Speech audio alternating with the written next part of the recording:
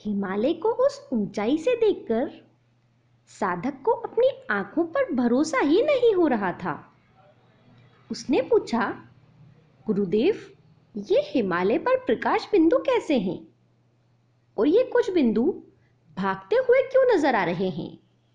बाबा ने बताया, बेटा, ये प्रकाश बिंदु असल में हिमालय पर साधना कर रहे योगियों के सूक्ष्म शरीर हैं। और ये भागते हुए प्रकाश बिंदु भी योगियों के ही रूप हैं। साधना की गहराई में स्थूल शरीर मात्र प्रकाश रूप ही रह जाता है। इससे योगी इस मानव देह के बंधनों से मुक्त हो जाते हैं। साधक ने आगे पूछा, गुरुदेव, हिमालय पर इतने ज्यादा सिद्ध योगी निवास करते हैं, तो आम लोगों को इनके दर्शन क्यों नहीं होते? बाबा जी ने कहा, इसकी मुख्यतः 2 वजह है। पहली ये कि ये योगी इतने दुर्गम स्थान पर बैठे हैं जहां मानव का पहुंचना अत्यंत दुष्कर होता है। और दूसरा ये कि हर किसी में इन सिद्ध महात्माओं के दर्शनों की पात्रता भी नहीं होती।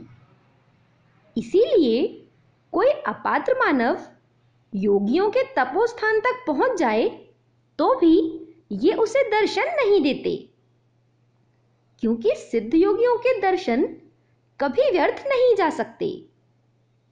इनके दर्शन होने पर मनुष्य के जीवन में अभूतपूर्व रूपांतरण आ जाता है। इसीलिए जब तक किसी गुरु का आदेश या अनुकंपा नहीं होती, सिद्धों के दर्शन कदापि नहीं हो सकते। बहुत देर तक इस दुर्लभ दृश्य को निहारने के बाद बाबा ने कहा, अब अपनी आंखें बंद करो। साधक के आंख बंद करते ही वो दोबारा बाबा जी के साथ उस गुफा में बैठा हुआ था। इस अद्भुत दृश्य को दिखाने और योगियों के गुप्त रहस्य बताने के लिए साधक ने बाबा जी के चरण छूकर उन्हें धन्यवाद दिया। अचानक गुफा में एक प्रकाश बिंब प्रकट हुआ। कुछ समय के बाद उस प्रकाश में एक आकृति दिखाई देने लगी। उस आकृति ने बाबा के चरणों में प्रणाम किया और कहा, आपके कहे अनुसार मैंने काशी के उस अघोरी की साधना को नष्ट कर दिया है। अब मेरे लिए क्या आदेश है गुरुदेव? बाबा ने कहा, फिलहाल कुछ नहीं, तुम अब जा सकते हो। बाबा के इतना कहते ही वो प्रकाश गायब हो गया।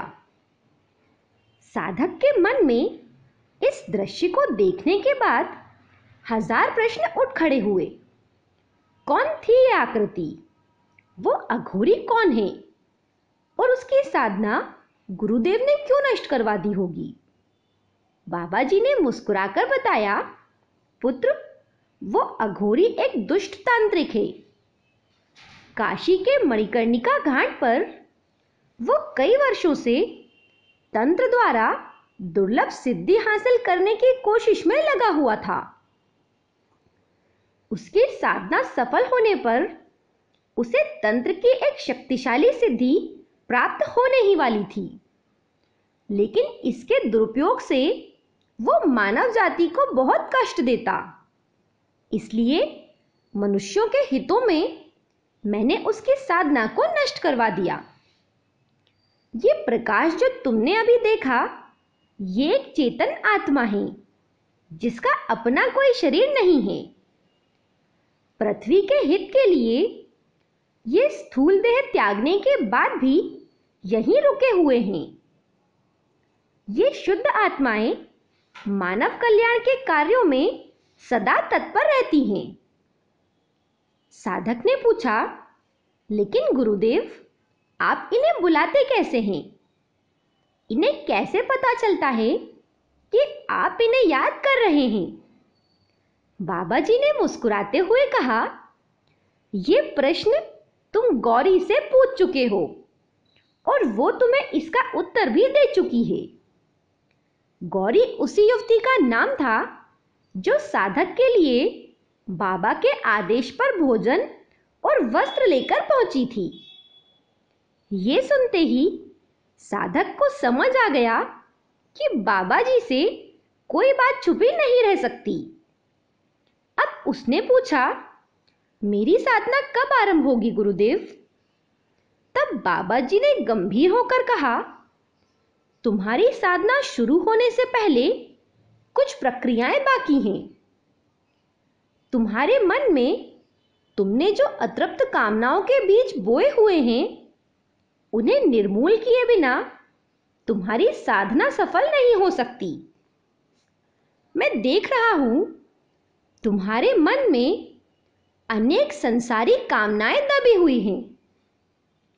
ये कामनाएं तुम्हारी साधना को कभी पूर्णता की दिशा में नहीं जाने देंगी। इन वासनाओं के बीज बहुत गहराई में दबे हुए हैं। पहले इनका कुछ करना होगा। एक काम करो, तुम पद्मासन में बैठकर अपनी आंखें बंद कर लो। साधक ने ऐसा ही किया। इसके बाद बाबा ने उसके सर पर अपना अंगूठा स्पर्श कराया। बाबा का स्पर्श पाते ही वो समुद्र किनारे बने एक आलीशान बंगले में खड़ा था। बंगले में अनेक नौकर थे और भोग विलास की सभी सुविधाएं उपलब्ध थीं। इस बंगले और स्थान की सुंदरता अद्वितीय थी। यहां पहुंचते ही साधक सुरा और सुंदरता में पूरी तरह डूब गया। इस बंगले में शराब की नदियां बहती थी और रोज रात में महफिल सजती थी। ऐसा कोई अमर्यादित आचरण नहीं था जो साधक ने नहीं किया। उसकी दृष्टि में यही धरती का स्वर्ग था और वो स्वर्ग का आनंद उठा रहा था। लेकिन एक रात जब साधक नशे में डूबा हुआ था, तभी समुद्र में एक भीषण तूफान उठा। समुद्र ने अपना रौद्र रूप दिखाना शुरू किया और उसके पानी ने सारी सीमाएं तोड़नी शुरू कर दी। समुद्र का पानी बंगले के भीतर तक आ पहुंचा। चारों तरफ चीख पुकार मच गई। किसी को समझ नहीं आ रहा था कि क्या किया जाए। देखते ही देखते पानी ऊपर चढ़ने लगा और बंगले के सभी ऐश्वर्य पानी में समा गए। साधक इस दृश्य को देखकर कांप उठा। उसे अपनी मौत सामने दिखाई देने लगी। संसार के सुखों का आनंद लेते हुए कभी गुरु की याद नहीं आई थी। लेकिन जैसे ही मौत की झलक दिखाई दी, उसने चिल्लाना शुरू किया कि बचाओ मुझे गुरुदेव, नहीं तो मैं मर जाऊंगा। पानी उसकी नाक तक चढ़ाया था और एक बड़ी लहर के साथ वो पानी में समा गया। ठीक उसी वक्त उसे अपने ललाट पर गुरुदेव का अंगूठा स्पर्श हुआ और उसने अपने आप को हिमालय की उस गुफा में पाया।